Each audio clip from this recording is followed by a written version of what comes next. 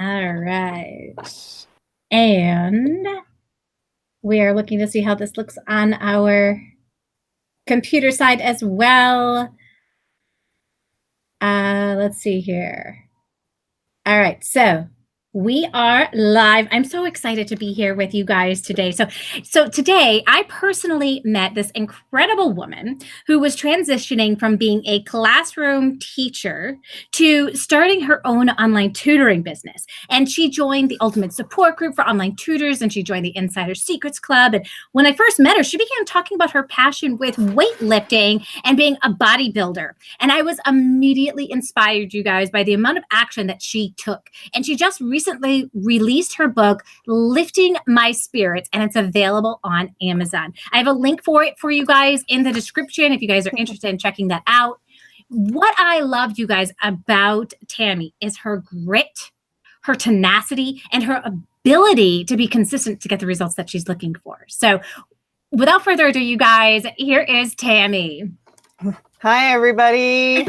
We're so glad that you have joined us today just to share your story, your inspiration with us, and you know that how did you do it kind of stuff. It's so important. And you know, if you have questions as you are here live with us, definitely come on in, type your question inside, say hi to us. We'll say hi back.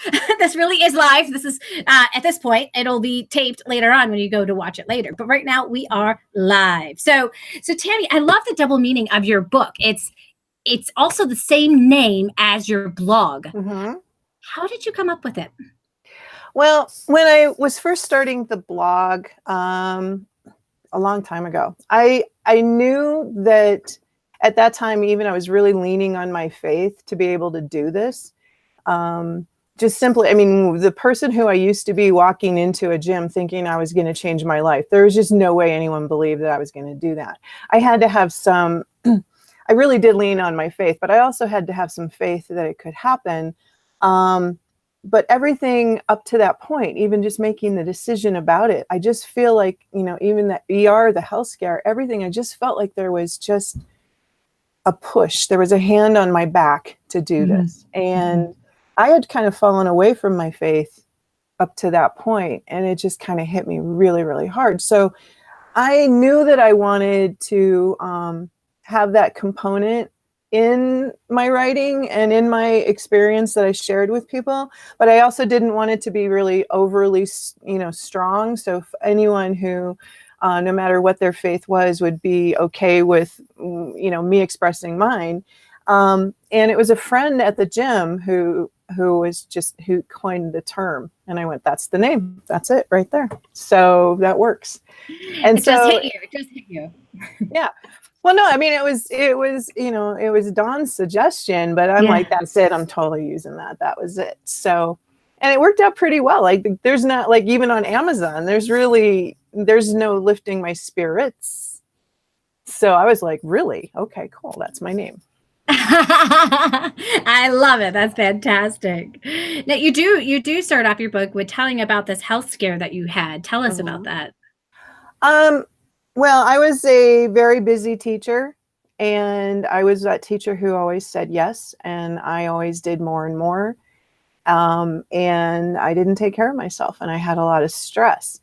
And I just over time just became really unhealthy. So about my mid-40s, I was on high blood pressure meds. And I know you were going to ask me about this, but I'll just put it all in this. I was like 200 pounds, but it wasn't like some people can compare and go, oh, well, she was only about 200 pounds, but I was a really unhealthy 200 pounds. I was like about 50% body fat. It was not a good, the scale weight doesn't really matter. It matters is what's happening internally and where you're at. And I was already on high blood pressure meds. My mother had died when she's my age right now. She had a brain aneurysm. So, I mean, and my father had a triple bypass. So, I mean, I was walking around like self-sabotaging, knowing I had problems that were genetic, that I needed to try to avoid, but I didn't care. I was stressed. And one Sunday afternoon, I just had chest pains. And I told my husband, you got to take me to the ER. And I was like, what was I, 46, 47. And on high blood pressure meds, it was a busy day, but they got me in right away and hooked me right up. And it took them about 4 hours to figure out that I didn't have the enzymes for a cardiac event. So they said it had to have been anxiety. And, but we waited 4 hours for them to come back and tell us what was going on. I then figured out that it was all about cortisol. It was all about anxiety hormones, and all of these things will combine, and you can really damage your health with your lifestyle choices. So that was my health scare. And I've since have had friends, and I really pay attention to whether they're teacher friends, because that's where I was. I had teacher friends who died. I had teacher friends who were younger than me who had heart attacks and died. I had a friend who was a couple years older than me who had a stroke at work and died. And that one really hit hard, because she had talked to me a couple years prior, and she saw what I was doing, and then literally talked to me a couple times, and literally each time said, I'm too busy, I can't. And she's not here anymore. So I was really, really lucky to figure out, because not everybody does. Lots and lots of people will go to the ER and be told it wasn't a cardiac event, that it was just anxiety, and they'll just go, phew, and then they'll go off and they'll just continue to do, and they won't really reflect and figure out what they need to do differently. But something hit me hard, and that's why I don't think that I was doing it by myself. You weren't. Yeah. We both know you definitely were not. Yeah. And there was something inside of you that was saying, okay, you need to do things differently. And you listened to that little voice. And not everybody does that. And it's so incredible just to hear when people do listen to that voice and they don't ignore that voice. And you had mentioned some really core elements in your book that about like consistency. So I'm pretty much going to just like kind of summarize the thought. I know you didn't say it exactly this way, but basically you said neglect equals negative side effects, and consistency with positive self-care routines can have positive effects. So tell us about what being consistent means. Well, okay. I think what I'm going to kind of come at this from a different perspective, in that it's like I looked at it as a problem to be solved. And I put my math teacher nerd hat on.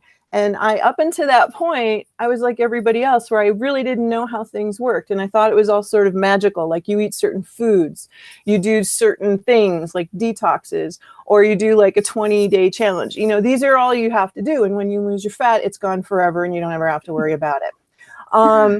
And, you know, I've since learned a lot more. And so that's what I put in the book, was that consistency matters more than perfection, meaning like it's what you do consistently over time.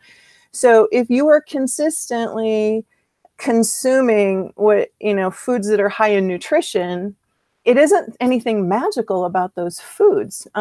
They are a little bit lower calorie, there is that, but nutritionally they're dense. And so when your body it's just science. I mean, we are regenerating cells all the time. And I literally thought this. I went, well, okay, premise, we're literally regenerating cells. So if I put stuff in my body that's there so that when my cells regenerate, they have a better environment than they used to have, then when they're new, they'll be all new, shiny, healthy cells. And I just need to wait until all the new, shiny, healthy cells show up, and then I'll be fine.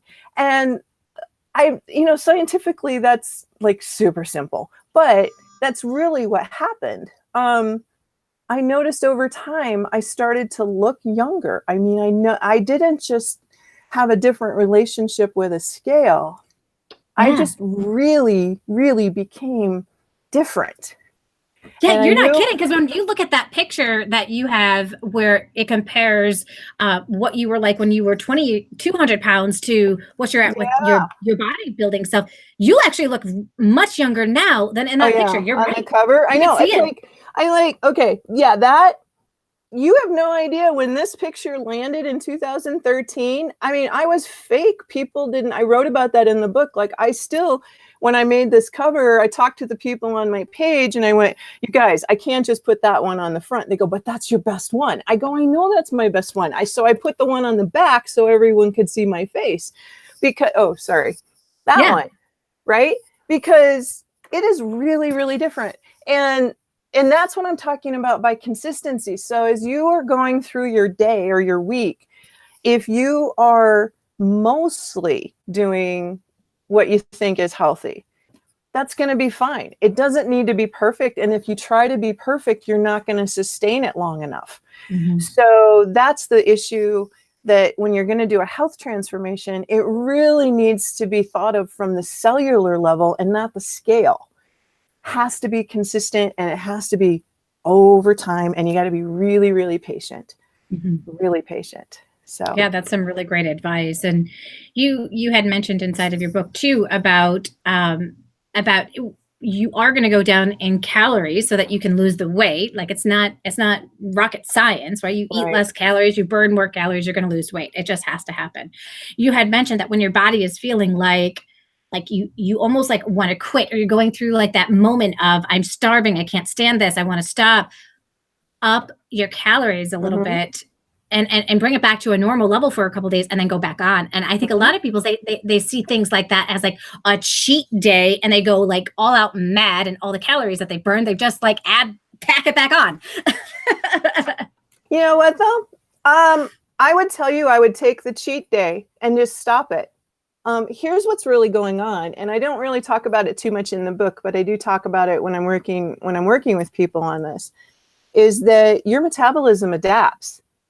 So the idea is, it's just like if you were exercising or lifting or whatever it is you're doing, you have to have planned rest days in there for your body to recover. So without making it, I'm not really prepared to talk about all the scientific processes. Metabolism is at the cellular level, but the idea here being that if you put your body into a caloric deficit, you're putting it under stress, and you are working to burn fat cells without trying to burn everything else. By the way, you will burn everything else. You burn tissues, you burn bone, you burn tendons, you burn everything. Your body doesn't care. It likes the fat. It'll burn everything else if you don't do this exactly, carefully. But you have to have a rest day. What the problem with is that cheat day turns into cheat week or cheat month. I mean, it's sort of like you fall off and you don't have the right mindset about what it is you just did. You feel like a failure. So you're like, oh, I might as well just keep going with, because, honestly, nachos taste good. So I'll just keep going with this. And I miss my old life of choosing whatever I want to. And by the way, I deserve this because my life is so whatever. And yeah. So that's the issue, is that you have to take, they're called diet breaks. Anyone who wants to know more about it, there's a lot of good research out there right now about diet breaks, about how to not let your metabolism adapt to that lower calorie number. Because the danger of that is that it will, like if you're right now needing, let's just make 1,500 calories a day. 1,500 calories a day maintains your weight. And you go on a really strict diet and you stay down there for too long, your body will adapt. And let's say it's 800, because a lot of really popular plans will go down to the 500 to 800 calorie range. And you stay at that level for too long, your body will maintain its weight at that lower level. So just when you want to, and then you stop losing weight, you'll go forever and you won't lose weight anymore. You won't know what's wrong. You'll get frustrated and you quit. But you aren't going to go crazy. Let's say you just start eating 1,200 calories. Well, if your body's maintaining at 800 and you start eating 1,200, which isn't very much food, you're going to gain fat. So that's one of the reasons why you can't just, if you are a middle-aged person and you've dieted more than a couple of times, it needs to be done a little bit more carefully to have success, which is why it's really frustrating. And people think it's just age. They think there's something wrong with them. No, it's you trained your metabolism. You trained your metabolism to keep you alive on less food, because your body doesn't know you're not in a famine. It doesn't know you're just not buying food at the grocery store. So Yeah, you bring up some really good points. And a lot of it, you really go into the mindset inside of the book, and it's so pivotal. And what I loved and I appreciated was that you went into even your mindset. Like, here are the thoughts that Yeah. I had. Here are the false beliefs that I had. Here's what was holding me back, and here's how I turned it around. So Yeah. if you're one of those people that you have the excuses or you have these false beliefs that are stuck in your head, then it's really important to take a look at what's true Mhm. and to change them around versus holding on to them, because they're going to hold you back from success. What are some of the false beliefs that you had about yourself? Well, I think I would probably go back to the idea that I was too old, Mm-hmm. that you are just supposed to, I mean, it wasn't necessarily, I wouldn't say that belief was necessarily firm for me, but I ran into that a lot when I started, just trying to find people to help me locally who didn't buy into that, because everybody always wants to make you feel better and doesn't want you to feel bad about yourself. So they'll try to say, oh, it's okay, hon. You're in your 40s now. You're starting menopause. That's supposed to happen. No, that happens because of increased cortisol. When you're, for whatever reason, if it's stress or menopause or whatever, if your cortisol is spiking, cortisol changes where you deposit your fat. So yeah, I still live with that. I mean, that is having to do with my body chemistry because I'm 56. That's true. But it isn't because I'm old. It's because of cortisol. I mean, there's always, and so that was one of the beliefs that I think that's the thing that really helped me the most, was to stop assuming stuff and to start really digging into the scientific reason why that's happening. And if there's a reason why it's happening, there must be a reason or a way to counter it. Mm-hmm. And so there was that. There was that I'm not disciplined enough. Well, that's just not true. I'm really disciplined, because the thing was I had to look at what I was doing as a teacher. I Yeah. was a high school math teacher, and that makes me organized and disciplined. I'm on that, on it. Mm-hmm. It took me probably 16 years to finish my math degree. I am tenacious. I have grit. When I want to do something, I can do it. But you've got to look away from fitness and look at other areas of your life where you've actually used those skills to accomplish something, because most people have.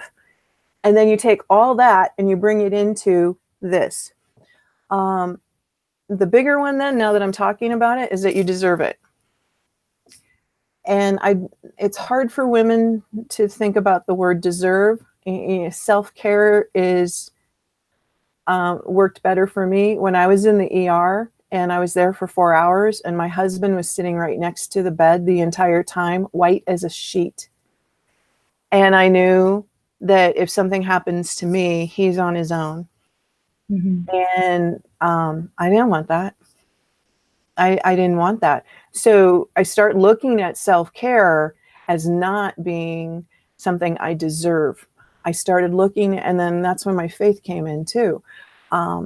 There was a definite flash, and I know you've probably had them too, where that's not your thought. You don't know where that came from. Yes. And it's like usually happens to me in the car, and then I'm streaming with tears because I'm like, where the hell did that come from? Just boom. And the boom I got was, you're God's kid. I gave you this life. Why aren't you taking care of it? Mm-hmm. And so this is a blessing. And I think that was also the beginning of me figuring out I needed to do something else. Like, Yeah. there's just everything needed. The path, I had to accept who I was at that point. I had to learn to look at that person with all of her, 50% body fat, with her annoying introversion that puts people off, with her, all those things that are just, all of us are a mixed bag of strengths and weaknesses and flaws. And all of that was given to us.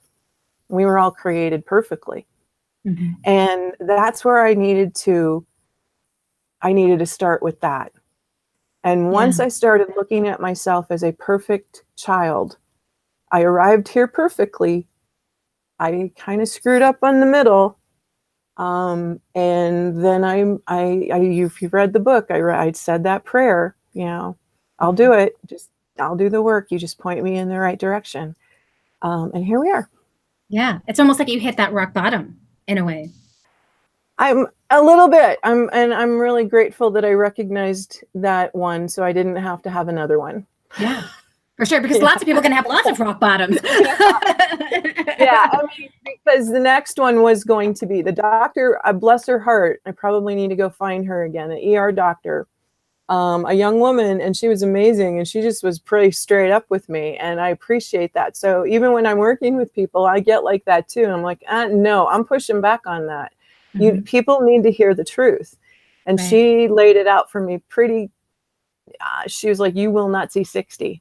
She's like, not this time. It didn't happen, but you are way too young to be in the shape that you are in, and you will not see 60. I went, okay. Yeah. Now, and then you talked about how you had to start prioritizing things in your life differently. How did prioritizing change like what you were doing, and what advice do you have for other people on that idea? Well, anybody who has a job that's demanding, I mean, the priority thing, when I wrote about that, a lot of that was out of frustration with trying to take back your life when you're a teacher. Because the system does not lend itself well for that. And even if they want to, you have your heart just pulling you towards working way too damn hard for no money at all. And that's right now, that's the culture. I'm sure it's not the only job that's like that. It's just, I'm speaking from my space, and that's what it was. Yeah. You will work 50, 60 hours a week and get paid for 35. And once you start doing that, and it's now expected that the amount of work that you're putting out there, the amount of support that you're providing, the number of committees that you're on, yes, I will stay after school and do that tutoring program for that standardized exam that kids have to take, they have to pass the test to graduate. Your heart goes out to them, right? But teachers take on too much. And so from a priority standpoint, I realized that if I didn't have my health, I wasn't going to be a good teacher either. Right.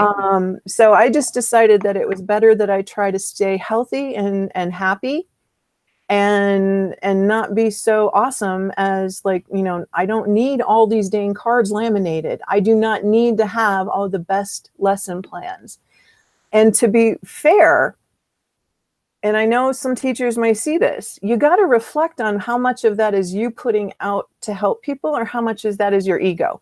Because how much of that is you comparing yourself to other people? I used to be that teacher, and my friend Julie and I used to do this too, and we laugh about it now. And remember when we used to look in the parking lot and make fun of the people who showed up 15 minutes before school started? She's like, yeah. I go, yeah, I don't do that anymore.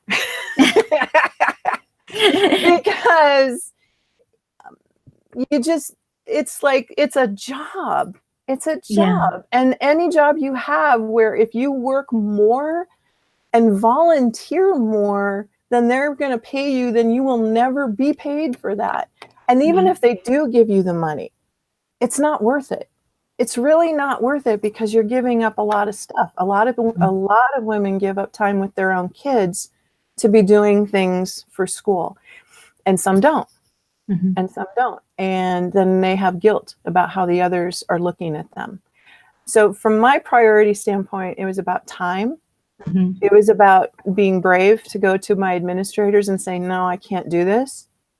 And I wrote about that. And I wrote about it in a blog, but I made sure that was in the book too, because that's when the reality started to hit. Up to that point, I thought it was my choice. And then I thought I could choose to not do it. And they honored that for a year, 1 year. And then when the new school schedule in the spring, when I got my class schedule for the following year, they slammed me right back into the exact same teaching schedule that I was on when I went to the emergency room. Oh, wow. And I went, whoa, time out. Yeah. It's not me. It's the system. That's the expectation. So that's the amount of priorities. Now at home, my priorities were already a little bit, home was never really a priority because teaching was such a big priority. So it isn't like I gave up doing housework. I never did housework. I really don't do much. And my husband and I really have a good division of labor as far as, taking, food and all of that sort of thing. So there is that. And so I'm never even going to compare what I had to do with a mom, because I don't have kids. So I already know that's a different thing. So in the book, when I talked about that, I actually had to go to my group on Facebook and go, okay, moms, tell me how you do this. So when moms do this, I'm like, wow, their whole different set of priorities is so much higher, and their guilt is so much higher. Oh, God, but yes. the need for moms to do this is so much higher. I'm speaking as a daughter of a mom who died when she was 56 because she didn't. Right. And that's all you have to think about. That's really what moms, I'm not a mom, so I'm not even trying to put them in the shoes. I'm a daughter without a mother. So I will remind my moms that. Right. Because you're looking at it from the other point of view, from the, do you want to be there for your kids when they're going through these amazing milestones? Do you want to be by their side when they're going through that? And you really bring up such a good point that, when I started tutoring online, the weight gain just started because I was sitting down so much. I mean, as a teacher, you're moving around, you're walking, you're very, very active. And then you move into a position like this where you have a very sedentary job. Yeah. And you're looking at the computer all day long. And so then you're making actually you're building some really poor habits. At least that's what was happening for me. And I started realizing I need to do something different. And I started, you talk about, hey, do something you love. And I ended up finding jazzercise. And I just fell in love with it. And I kept going and I kept doing it. And today I'm a jazzercise instructor because that's how I prioritize, because like that accountability thing is huge, right? I'm getting paid. I have to be there. Yeah. Which means I have to exercise, which means I actually have to practice these songs so that I can do them in front of people, which means I'm actually working my muscles even harder because I know which muscles I'm working. It's like there's so many awesome ramifications happening because of it. I absolutely love it. So if you are an online tutor, think about what you absolutely do love to do and do it, because it is so, so pivotal and so important. It is going to be awesome. I was going to say on that point, I'm having the same problem right now. I mean, I literally, like, my school was so big that I could get half my steps in just going from the parking lot to my classroom. Yeah. So like now that I'm working at home, whether I'm tutoring or doing nutrition clients, I'm still just sitting here like this.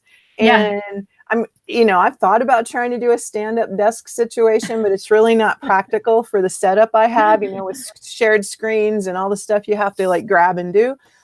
And I'm like, dang. So yeah. And so I still have a coach. That's my accountability. And so my coach and I have been talking about, what we can do to kind of like, but yeah. No, any lifestyle change, you have to start over a bit. Even I have to start over a bit. And I'm a pro at this. And no, I'm right back in there again. So anyway. Yeah. We're just all human beings just trying to figure this stuff out.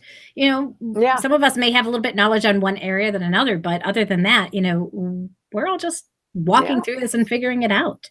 Now you mentioned this term, life remodel. I've never heard of this term before. So what is that, and how can people begin doing a life remodel? Well, a life remodel, to be honest with you, I think that's one of the bigger reasons why people fall away. They're committed and you can be committed and motivated for a few weeks before it starts to become a grind. And the issue then becomes that if you do not set things up in your life to run differently and have different routines, then it's just so much harder, and it will be hard. It's like trying to push a rock up a hill at the very beginning until you get some momentum. So the life remodel is about, okay, how do you the bigger deal is food prep. I mean, that's actually the biggest thing that'll throw people off is they'll get really excited, go to the grocery store, buy all the vegetables, bring it all home. And then in 3 days, you're throwing half of it out because it was all fresh food.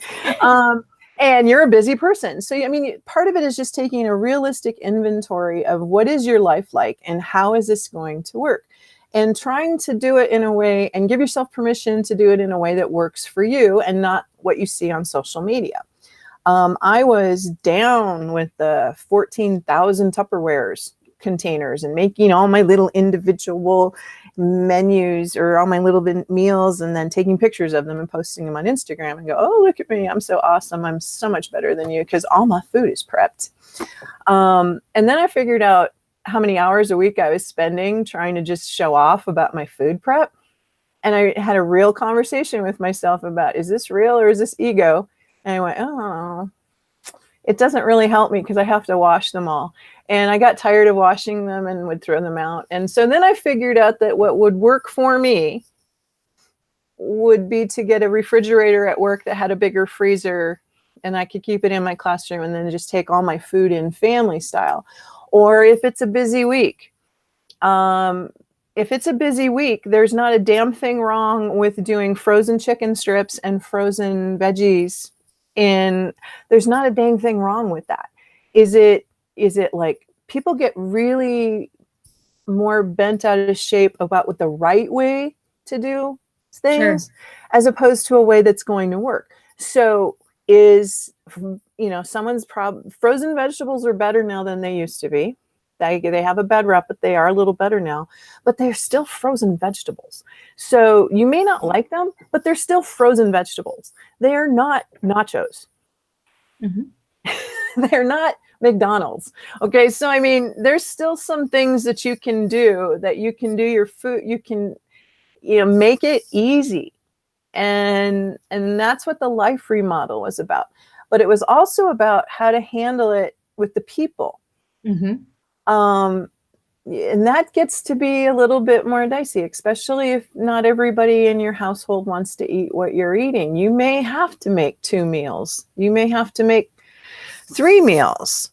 Actually 2, because if I were going to give advice, I'd say your kids eat what you give them. And moms are going to go, what? And I'm like, seriously, you make it easy on yourself.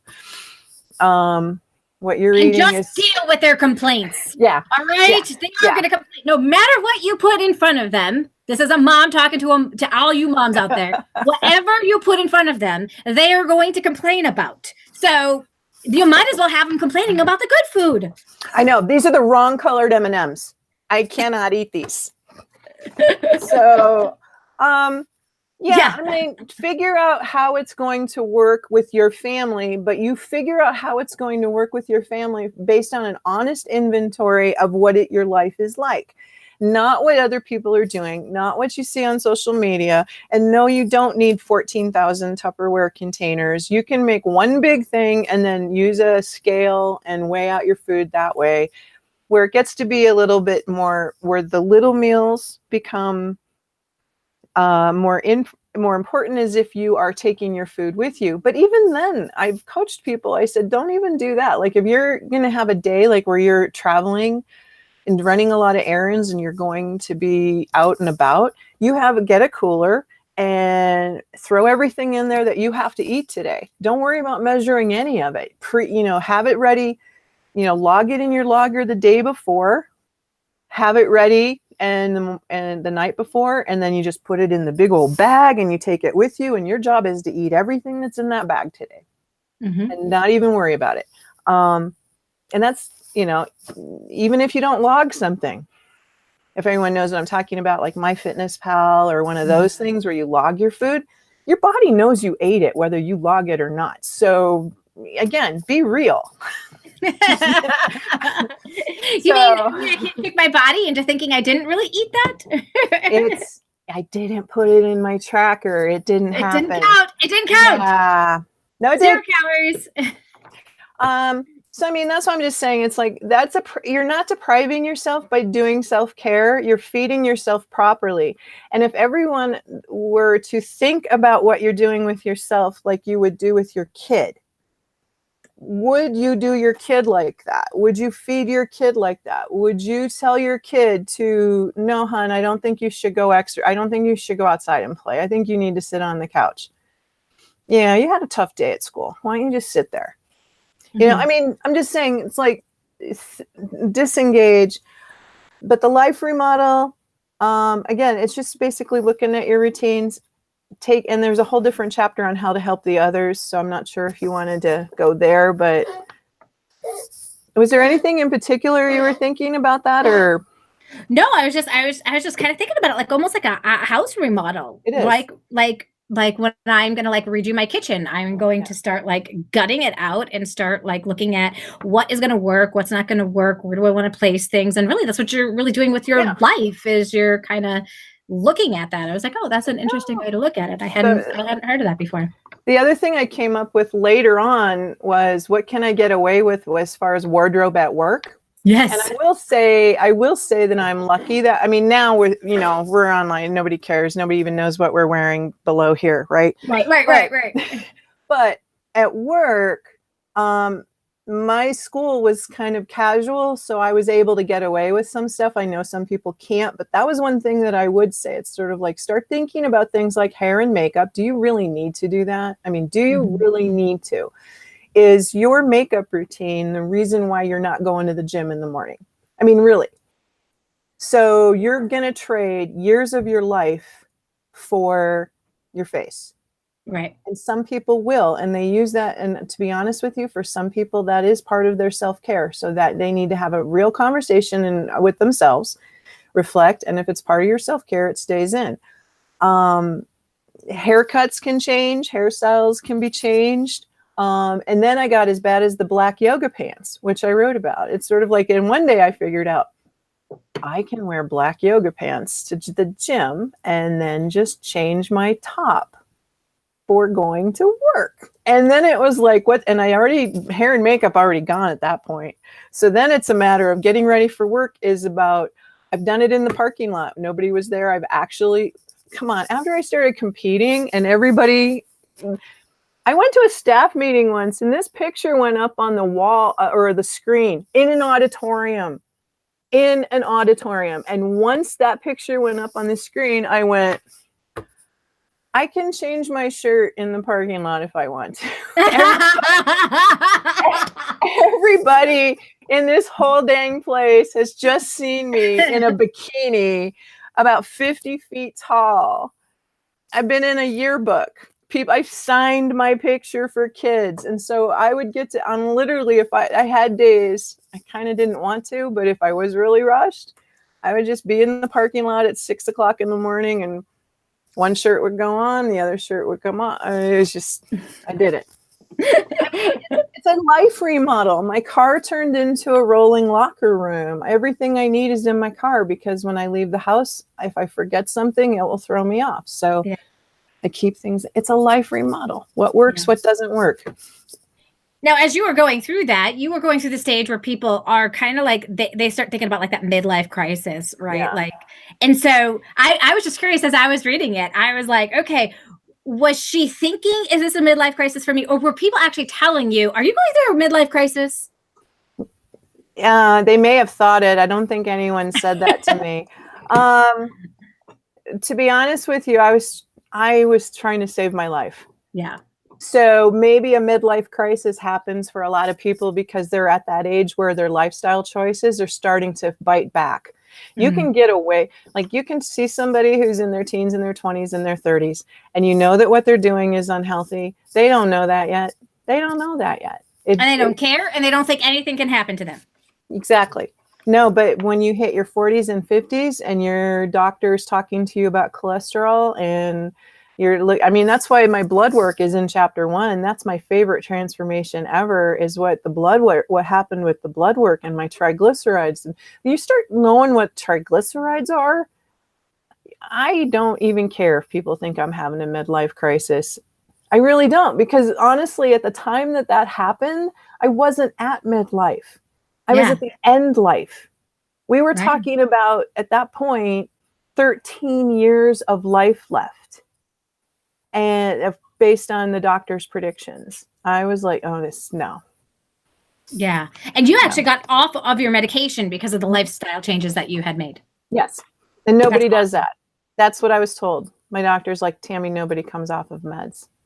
That's amazing. That is so incredible. And those meds can be so expensive, you know? If you start adding up how much these meds are costing you to keep your body functioning at a level that, you know, that you want to be able to function at. If you could take that money and you could start putting it into a healthy lifestyle, your whole entire mindset would clear up, your entire life would improve and get better. I mean, there's just so many awesome things that can happen as a direct result of that. That is fantastic. The blood pressure meds alone paid for the gym. Yeah. And the ER visit, my husband went to the closest ER, and I wasn't feeling good, so I didn't really want to argue with him about why he needed to go to another one, because I thought I was having a heart attack. So it was out of network. I ended up paying like an extra $1,200 to go in and have them tell me, you need to change your life or die. I could have done that a little cheaper if we had gone a few miles over them. So all of it. And plus there was 2 or 3 more meds on the list that were coming. And I was like, okay, the money's going out. That's not even like, I can't even stop the money going out. It's going out. So I did it. Yeah. You might as well choose where it's going to go out, right? Now you're a firm believer in weight training. Tell us about that. Well, initially when I first started, I did mostly just cardio and diet for the first year, because I didn't have a plan. And I did like weight training, but it scared me. That part of the gym was really intimidating. But when I was younger, in my 20s, in the 80s, female bodybuilding was huge. The bodybuilding competitions, before women started having to take steroids, and I won't go into that too much, but I mean, that wasn't necessarily voluntary. That came from the judging changed. So women had to compete. But prior to that, Corey Everson, Rachel McLeish, those guys, their shows were televised on NBC Sports World on Sundays. And anyone who's old enough maybe remembers. And when we were in the gym and it was like the big, you know, the cardio classes, remember leg warmers and the Jane Fonda workout videos. That time, women's bodybuilding was actually pretty popular. And they looked really super fit, and we were all thought it was so cool. But that part of the gym really, you know, intimidated me, and I didn't know what I was doing. So I just pretty much walked and did a diet. And I was working with a nutrition coach so I could learn how to eat and how to log and how to measure and do all of that stuff, which isn't hard to figure out, but it is, especially, you know, I think it's harder for some of us who are, you know, college educated and, you know, we think we're all that, right? We can do it ourselves. What you don't realize is the amount of stress it is to try to do it all by yourself. And it's really helpful to work with somebody and have them do that thinking for you. So my nutrition coach was with me. And so for the first year, there was weight loss, because there was a calorie deficit and I was walking and everything was fine. And then it stopped. Nothing changed. My body just stopped responding to it. So then it was, okay, so what do I do? Do I eat less food? To me, that just, I didn't know why that didn't make sense. It just didn't make sense. Because I mean, my math brain went, eventually I won't be eating. So, I mean, that can't be the solution. And so I knew I needed to lift. And so I got a trainer. And I'm like, I also know myself well enough to know that I'm very goal orientated. And so I went, I didn't look a whole lot different than my before picture. I walked into the gym and I went, teach me how to lift like a guy. I want to be a bodybuilder. And they were like, I'm sure they didn't believe it, because most people quit. So the fact that, you know, they were like, yeah, give us your money. We'll go teach you how to do things.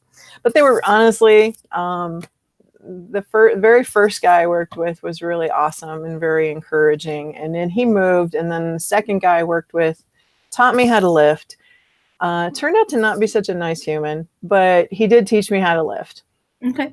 And then from that point on, I've been working with coaches. And so the point about weight training is if you, again, think about it logically, you have muscles.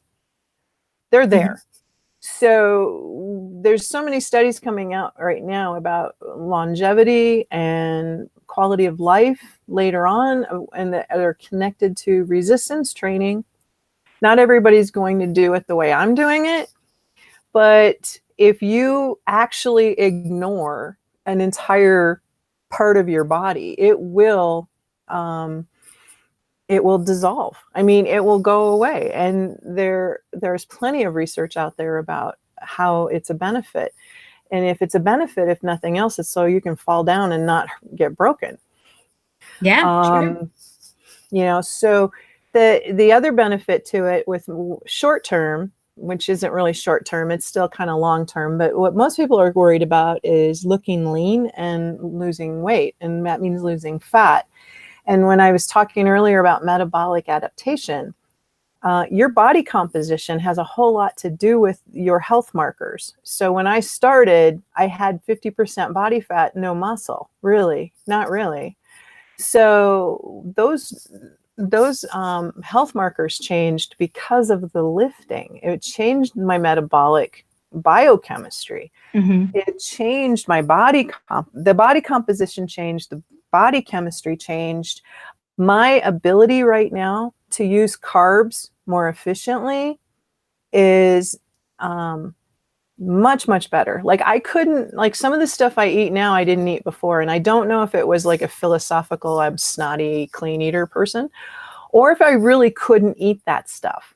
I may not have been able to actually use ice cream early on the way I use ice cream right now. My body knows what to do with that glucose right now, and it's used differently, and I'm able to get away with a lot less clean eating foods because I lift. And so I just know that it really impacts your health. And I also believe it impacts your immune system. I believe that when you are lifting and you're tearing your muscle fibers, you're doing it on purpose. That sounds mean, but that's really what you're doing. And they have to heal.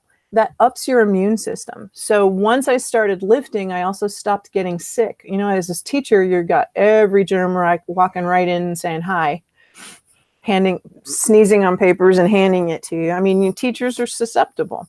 I stopped getting sick. I mean, my immune system was bolstered. And your body's always in this constant state of regeneration and repair when you're a lifter. Lifters don't get as sick. They don't pick up all the little things as much as other people. It could be the lifting. It could also be the increased protein. I'm starting to research the connection between protein and immune system. Could be all of that. Yeah. But yeah. Yeah. So those of you who are my jazzercise friends, because I sent a link to you guys too to be able to join us.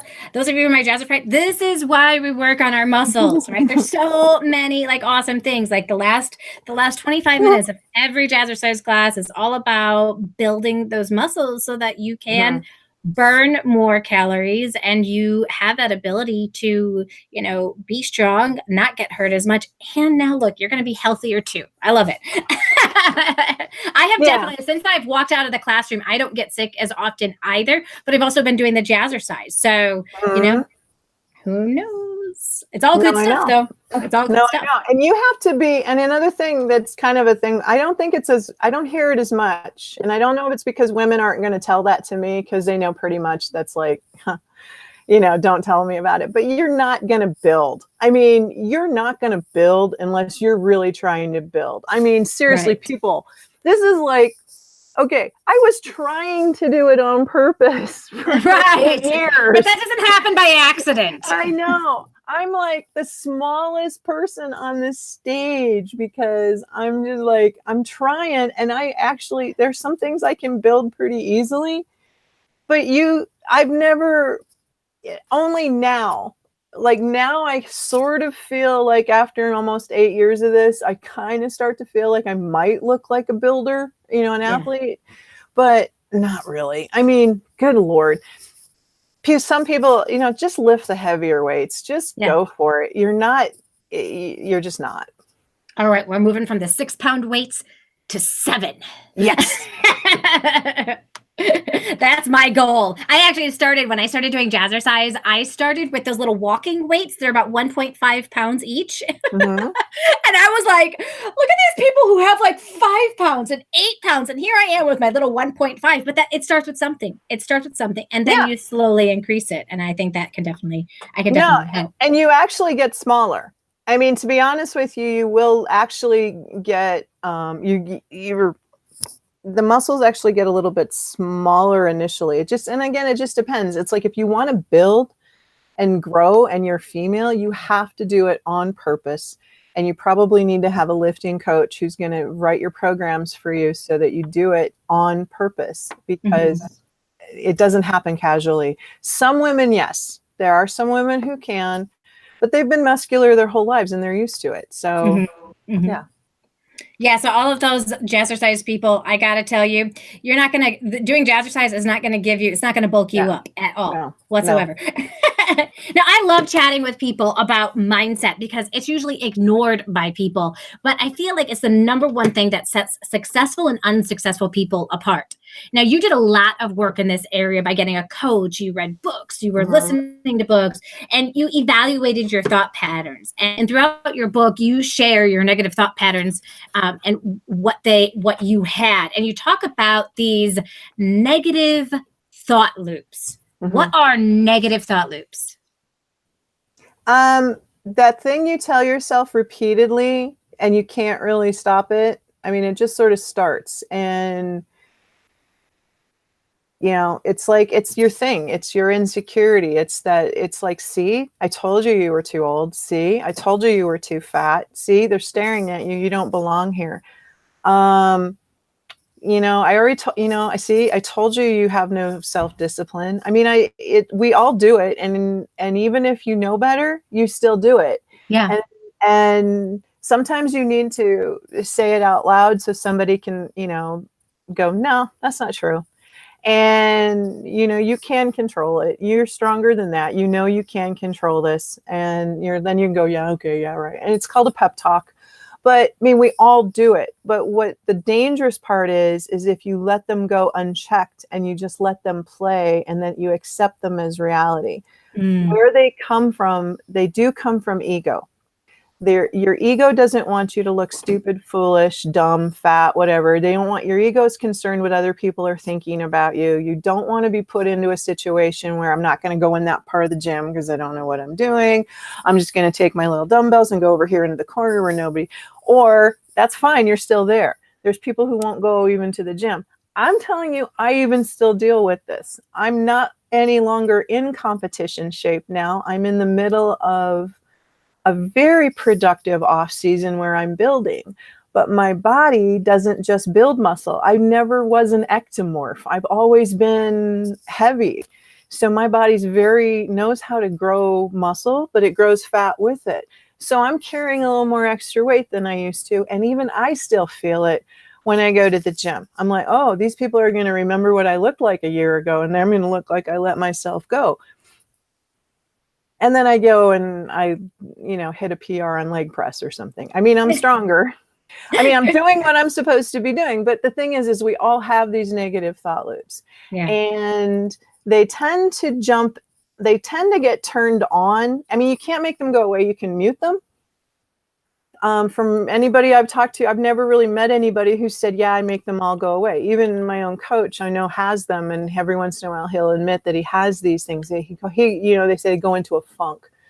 But I mean, they can trigger, stress can trigger them. Sleep deprivation can trigger them. Hunger doesn't usually trigger them, because if you're hungry, you're feeling like you're on you're dieting. But if you eat something, like if you go to a birthday party and you have a piece of cake and you start beating yourself up over having a piece of cake because you're like a normal human person at a social function for other people that you love, you know, but if you're in the middle of it, that piece of cake can make you feel like a piece of crap. And then you're like, oh, well, I might as well get some cookies on the way home because I just blew my whole diet. Right. The negative thought loops can, if you don't, the danger is that if you act on them, Right. And change your consistency, change your plan. And that's where you need to adult. That's where your inner adult needs to get a hold of your, and I'm not even going to say these negative thought loops are like an inner child. That's not what it is. It really is your ego trying to protect you from embarrassment, from disappointment. And then there's just a million quotes out there about how far you get in life if you protect yourself from embarrassment and disappointment. So that's that. You just have to know that they're there and that they're natural, that we all have them. And that's really why I made that a whole chapter in the book. Yeah. Yeah. It was interesting too, because you pose this idea that they're predictable. They are. And so like you've already mentioned what some of these predictable things are, right? And so if these things start happening, you can expect some of these thought patterns to start seeping on in. So if I do take that piece of cake, I can expect the thought, those beating up myself thoughts to come on in. I can expect the next thought of saying, you might as well go and splurge then because you've already screwed up. I can expect that pattern to happen. So recognizing what those patterns makes it easier then to be able to fight that battle against them, doesn't it? Yeah, you just set up another narrative. You just replace that with, hey, cool, carb loading. I'm going to have such a great lift next time. Yep. I mean, seriously, like, if you are consistent with your program, what you do on any one day is not going to be a problem. I swear to you, it is not. It's going to be whether you let it take you off for months. You know, I mean, some people say weeks, but I'm going to go, you can probably get away with even a couple of weeks and then get right back on again.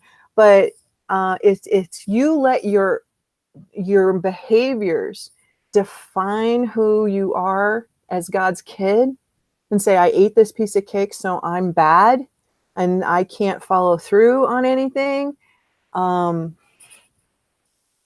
you need to replace it right away with I'm going to enjoy this cake. And I mean, you can even like play this game where, where you cut the cake in half, just give me a little sliver. I'm going to have some cake. I mean, if you need to do this, I talk about that too. Don't talk about it with people. You just kind of go, no, that piece is too big. Give me a little smaller one and have the cake.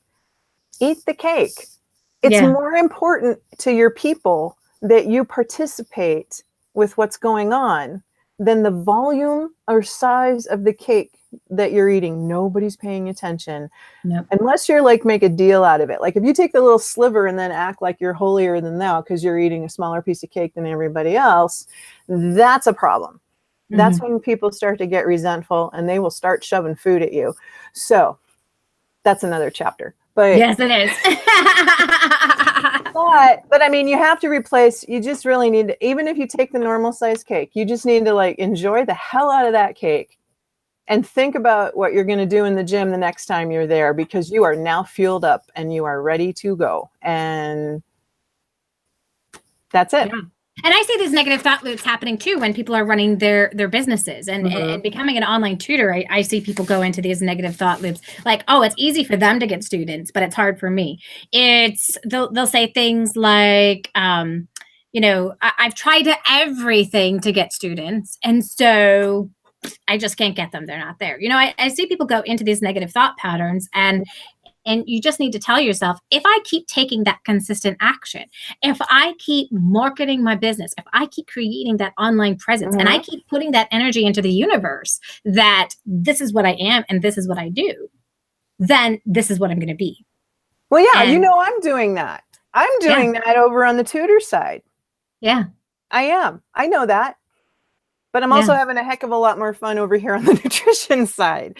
So I'm like, okay, I totally do that. And I run through that guilt about my tutoring business all the time. It's like, I really should be doing more. I really should be doing more. And then I have an appointment for a nutrition client. And so at some point I'm just kind of like, okay, just take a breath and let's just let's just roll with it. Just accept life for how it's happening and make the best of it. So this is not exactly how I had it planned. It's like the life remodel. This is not perfect. This is not how I want, but I'm going to give this back to my coach, because I've been working with Alberto for about almost 5 years. And he always was like, it doesn't have to be perfect. It's not going to be perfect. It's not going to be optimal. He's very excited I'm retired now because, I'm retired. Because he's like, oh my God, what are we going to do now? And I'm like, yeah, about that. I'm still working a little bit, but still, yeah, the mindset stuff is your internal dialogue that you have to control. You can get help with it, but it needs to be somebody specifically set up to be helping you with that mindset, whether that's somebody that you pay or it's a friend. It cannot be, you can't control mindset with complaining. You cannot control it with complaining at all. Venting doesn't do it. No, that's absolutely right. And that's the beauty of people coming into our group as well, because we are able to see some of those thought patterns that people are having and be able to, look at things from a different perspective, or give some suggestions on a book that might be helpful to really like turn that thinking around. And that's the beauty of being part of a community versus trying to do it all alone. And you've always had that. You've either had a coach, you've had a community, you've had people that are there supporting you. And it's so important. Well, and I just want to say thank you so much, Tammy, for sharing your story with us, for taking the time to, you do go more in depth inside of the book on what specific actions to take if you want to become a bodybuilder, and you want to be able to get some similar results, or even if you want to get half of the results that you've gotten. People can take this book and they can take a look at some of the stuff that you talk about. And then you're also available for coaching. I've put your link inside of the show notes so that they can click on that. The link for the book is there. And also, hey, if you're looking for an online geometry tutor, this is something else that she's working on. Click on that link as well. She's got some spots open there. So thank you so much for taking some time with us. We appreciate it. And I've loved getting to know you over the years. So thank you so much for being a part of our community. Thank you, Joanne. I'm happy to do it. Thanks for the opportunity. You're welcome. Enjoy the rest of your day. Thank you. Bye. Bye.